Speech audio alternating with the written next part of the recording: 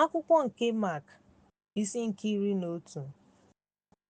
Mgbe ha rutere Jerusalem ruo na Betani n'akụkụ ugwu Oliv, o zigara mmadụ abụọ n'ime ndị na-eso ụzọ ya wee sị ha, "Gaanụ n'obodo ahụ nke dị n'ihu unu. Ozugbo unu kegidere nwa ịnyịnya ibu ahụ, ebe onye ọbụla na-anọghị, ozugbo unu banyere na ya, unu ga-ahụ otu nwa ịnyịnya ibu ahụ. Kee ya ma buru ya. Ọ bụrụkwa na mmadụ asị unu, gịnị mere unu ji mee nke a? Kwuonụ na Onyenwe anyị chọrọ ya. Ọ bụrụ na ọ dị." Ha wee pụọ wee hụ nwa ịnyịnya ibu ahụ ka ekegidere. Ozugbo ahụ ọ ga-eziga ya ebe a. Ha wee tọpụ ya. Mgbe ahụ ụfọdụ n'ime ha gara n'ụsọ osimiri n'ebe ụzọ abụọ ndị nọ ebe ahụ sịrị ha, "Gịnị mere unu ji tọpụ nwa ịnyịnya ibu ahụ?" Ha wee zaa ha sị, "Dịka e nyere n'iwu." Ha wee hapụ ha ka ha lawa. Ha wee kpọtara nwa ịnyịnya ibu ahụ nye Yeshua. Ha wee tụba uwe ha n'elu ya, o wee nọdụ n'elu ya. Ọtụtụ mmadụ gbasara uwe ha n'okporo ụzọ. Ndị ọzọ gbuturu alaka osisi ma gbasaa ha n'okporo ụzọ. Ndị na-aga n'ihu na ndị na-eso ha tiri mkpu sị, "Hozana, onye a gọziri agọzi ka onye na-abịa n'aha Onyenwe anyị bụ. Ngọzi ka alaeze nke na-abịa n'aha Onyenwe anyị David. Hozana gị onye nọ n'elu." Mgbe ahụ Yeshua banyere na Jerusalem na n'ụlọ nsọ wee lezie ihe niile anya. Mgbe chi bọrọ, ọ gawara Betani na ejima. N'echi ya, mgbe ha si Betani pụta, agụrụ gụrụ ya. Mgbe ọ hụrụ otu osisi fig n'ebe dị anya, nke nwere akwụkwọ, ọ gara ihu ma ọ ga-ahụ ihe ọbụla n'ebe ahụ. Ma mgbe ọ bịarutere na ya, ọ hụghị ihe ọbụla ma ewezuga akwụkwọ, n'ihi na oge mkpụrụ fig erubeghị. Mgbe ahụ Yeshua zara sị, "Ọ dịghị onye ga-eri mkpụrụ gị n'ọdịnihu ruo mgbe ụwa ga-adị." Ndị na-eso ụzọ ya nụrụ ya. Mgbe ha bịarutere Jerusalem, Yeshua banyere n'ụlọ nsọ wee malite ịchụpụ ndị na-ere na ndị na-azụ n'ụlọ nsọ, na iwepụ tebụl nke ndị na-agbanwe ego na onyinye osisi. Ọ chọghịkwa ka onye ọbụla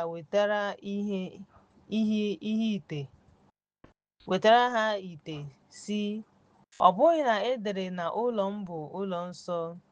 O wee kuzie na-asị, "A ga-akpọ ya ụlọ ekpere maka ndị ọkammụta okpukpe, ndị odeakwụkwọ na ndị nchụaja." Mba, ma unu emeela ya ọgba nke ụbọchị ahụ. Yeshua pụrụ n'ezi. Ihe iju anya juru ya n'ozizi ya.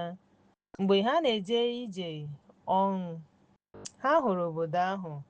N'ụtụtụ ka osisi na-akpọnwụ site na mgbọrọgwụ Pita chetara wee sị ya, "Onye ozizi, lee, onye a bụrụ ọnụ akpọnwụrụ akpọnwụ." Yeshua nwere okwukwe Chineke, n'ihi na n'ezie asị m unu na ha, ka onye ọbụla si n'ugwu were ya tụba ya n'ime ya, ha wee chọọ ibibi ya. Ha tụrụ egwu ya, n'ihi na onye zara igwe mmadụ dum nke osisi fig ahụ nke oke osimiri agaghị echegbu onwe ya n'obi, kama ha ga-achọpụta na ihe ọ na-ekwu ga-emezu. Ihe ọ na-ekwu ga-emezu. Ya mere, ana m asị unu, ihe ọbụla unu chọrọ mgbe unu na-ekpe ekpere, hụnụ na unu nwetara ya, a ga-emekwa ya nye unu. Ma mgbe unu guzoro ma kpee ekpere, gbagharanụ. Ọ bụrụ na unu nwere ihe ọbụla eluigwe nwere ike ịgbaghara unu megide onye ọbụla, ka Nna unu nke ji ụgwọ. N'ihi na ọ bụrụ na unu agbagharaghị, Nna unu nke bi n'eluigwe agaghị agbaghara unu ụgwọ unu ji. Ha wee laghachi Jerusalem. Ka ọ na-ejegharị n'ụlọ nsọ ahụ, ndị nchụaja na ndị okenye bịara izute ya, wee sị ya, "Olee ikike iji eme ihe ndị a? Onye nyere gị ikike a? Ka gị na unu kwesịrị ime ihe ndị a?" Yeshua zara sị ha, "Mụ onwe m ga-ajụkwa unu otu ihe. Zaa m, m ga-agwakwa unu ikike m ji eme ihe ndị a. Jọn Baptist o mere ya ka ọ bụrụ mmadụ mere ya? Zaa m."